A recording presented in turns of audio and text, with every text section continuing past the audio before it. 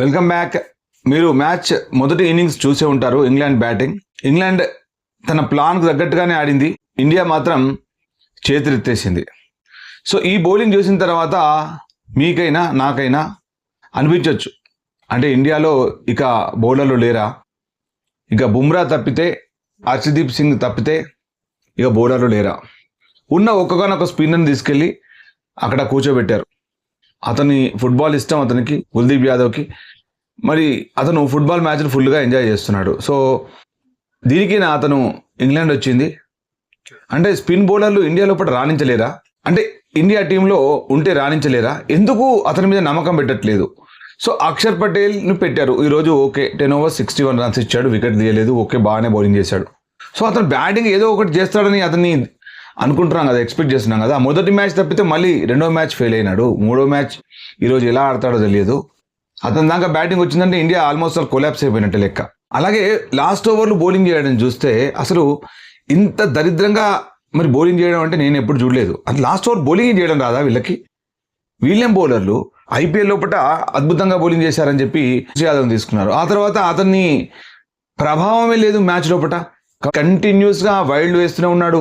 కంటిన్యూస్గా అతని target leg stump. అంటే అది వీక్నెస్ అనుకోండి బెన్ డకెట్ కానీ జాకబ్ బెథెల్ కానీ. మరి వాళ్ళు జాకబ్ బెథెల్ 90 above runs చేశాడు. డకెట్ ఫామ్లో లేని బెన్ డకెట్ టీంలోంచి తీసివేయబడ్డాడు. అతను వచ్చి సెంచరీ కొట్టాడు. 141 runs చేశాడు. 135 balls లోపల 18 fours కొట్టాడు. ఎక్కడ చూసినా ఎటు చూసినా బౌండరీలు. అసలు ఫీల్డర్ ఉన్నారా లేదా, ఇండియా 5గురితోనే ఆడుతుందా అని ఒక డౌట్ వచ్చింది, ఒక సందేహం వచ్చింది. అది మీకు కూడా వచ్చింది ఉంటుంది. అసలు ఏం బౌలింగ్ చేస్తున్నారు, ఫీల్డింగ్ తగ్గట్టుగా బౌలింగ్ చేయలేకపోతున్నారు. సో ఇప్పుడు మనం బ్యాటింగ్ చేస్తున్నప్పుడు ఎంత కష్టం అవుతుందో మీరు చూడండి.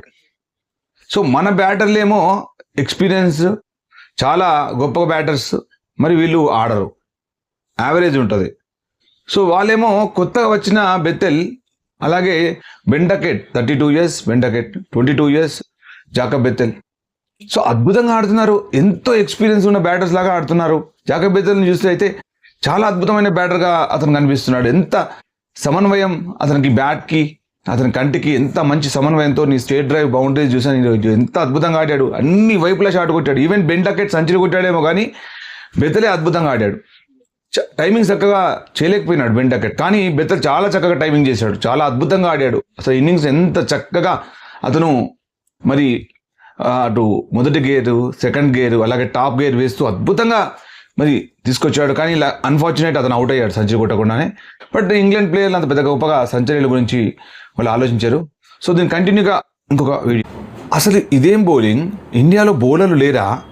ఇంకా ఐపీఎల్లో కూడా అద్భుతంగా బౌలింగ్ చేసే మరి వీళ్ళందరూ, అద్భుతంగా సిక్సర్లు కొట్టే బ్యాటర్లు, మరి వీళ్ళందరూ మరి ఏం చేస్తున్నట్టు? ఇంగ్లాండ్కి వెళ్ళిన తర్వాత ఐర్లాండ్లో ఓటమి, ఇంగ్లాండ్లో T20 ఓటమి, తర్వాత మళ్ళీ వన్డే మొదటి మ్యాచ్ గెలిచాం, రెండో మ్యాచ్ ఓటమి. అసలు చేసేలుడికి బౌలర్లు చూస్తుంటే అసలు బౌలర్లకు కూడా కనీసం కొంచెమైనా జ్ఞానం ఉండాలి. అసలు ఏ లెంత్లో వేస్తున్నాం, బట్లర్ రెడీగా ఉన్నాడు. సో అక్కడే స్లాట్లో వేస్తున్నాడు ప్రసిద్ధ్ కృష్ణ. అసలు కొట్టు అని వేస్తున్నట్టుగా ఉంది బౌలింగ్. నన్ను కొడతావా లేకపోతే నేనే వైల్డ్ వేయాలా అన్నట్టుగా బౌలింగ్ చేశారు. సో పూర్తిగా ఇంత దయనీయంగా బౌలింగ్ చేశారు. అసలు ఇంత దరిద్రంగా నేను ఎప్పుడు చూడలేదు. ఓకే, వాళ్ళు 400 కొట్టచ్చు అని, ఇంకేమైనా కొట్టచ్చు, వాళ్ళు బ్యాటింగ్ కూడా అద్భుతంగా చేశారు, దాంట్లో సమస్య లేదు. కానీ మీకు బౌలింగ్ చేయడం రాదా? బౌలింగ్ చేత కాదా? చేత కాకపోతే ఎందుకున్నారు టీం లోపల? అతన్ని కుల్దీప్ యాదవ్ని పక్కన పెట్టారు. కుల్దీప్ యాదవ్ తీసుకెళ్ళి అసలు మరి ఫుట్బాల్ మ్యాచ్లు మంచిగా చూస్తున్నాడు, ఫుట్బాల్ చాలా ఎంజాయ్ చేస్తున్నాడు అని కామెంటేటర్ కూడా చెప్తున్నారు. సో అంటే ఫుట్బాల్ మ్యాచ్లు చూడడానిక కుల్దీప్ యాదవ్ వెళ్ళింది? అంటే ఇండియా తరపు నుంచి, అంటే ఫారిన్ సాయిల్ మీద ఒక స్పిన్నర్ రాణించలేడా? ఎందుకు కుల్దీప్ యాదవ్ని పక్కన పెడుతున్నారు? అతను అద్భుతంగా బౌలింగ్ చేశాడు, ఛాంపియన్స్ ట్రోఫీలో అద్భుతంగా బౌలింగ్ చేశాడు, ఎన్నో మ్యాచ్లు గెలిపించాడు ఒంటి చేత్తో. సో కుల్దీప్ యాదవ్ని ఎందుకు పక్కన పెడుతున్నారు? ఒక ఫాస్ట్ బౌలర్ని పక్కన పెట్టండి, ప్రిన్స్ యాదవ్ని పక్కన పెట్టండి, లేదంటే గుర్నూర్ బ్రాని పక్కన పెట్టండి, లేదా హర్షదీప్ సింగ్ని పక్కన పెట్టండి, ఎవరినో ఒకరిని పక్కన పెట్టండి. అక్షర్ పటేల్ ఏం చేస్తున్నాడు? అక్షర్ పటేల్ ఓన్లీ బౌలింగ్ చేస్తున్నాడు, బ్యాటింగ్లో అంత గొప్పగా మొదటి మ్యాచ్లో రాణించాడు, తర్వాత మ్యాచ్ మళ్ళీ అదే పని. సో ఎందుకు కుల్దీప్ యాదవ్? అంటే కుల్దీప్ యాదవ్ ప్రతి మ్యాచ్ 5 వికెట్లు తీయాలా? అంటే గుర్నూర్ బ్రార్ వికెట్ తీయకుండా ఏం కాదు, అతన్ని బౌలింగ్ లోపల సెంచరీ కొడితే ప్రాబ్లం లేదు. అలాగే హర్షిత్ రాణా బ్యాటింగ్ చేయకుండా పర్వాలేదు, బౌలింగ్ లోపల ఏదో అరకొర బౌలింగ్ చేస్తే సరిపోతుంది. కానీ కుల్దీప్ యాదవ్ ఒక ప్రత్యేకమైన స్పిన్నర్, ఒక చైనామెన్ బౌలర్, అద్భుతమైన బౌలర్, అతను ఆడడానికి చాలా ఆపసూపాలు పడతారు బ్యాటర్స్, ఆయన తీసి పక్కకు పెట్టారు. అతను ఎప్పుడో ఒకసారి 15 మ్యాచ్లకు ఒకసారి ఆడిస్తే అతనికి పర్ఫార్మెన్స్ ఉంటుందా? మ్యాచ్ ఫిట్నెస్ ఉంటుందా? అసలు ఏం సెలెక్షన్, అసలు ఏం ఆడుతున్నారు.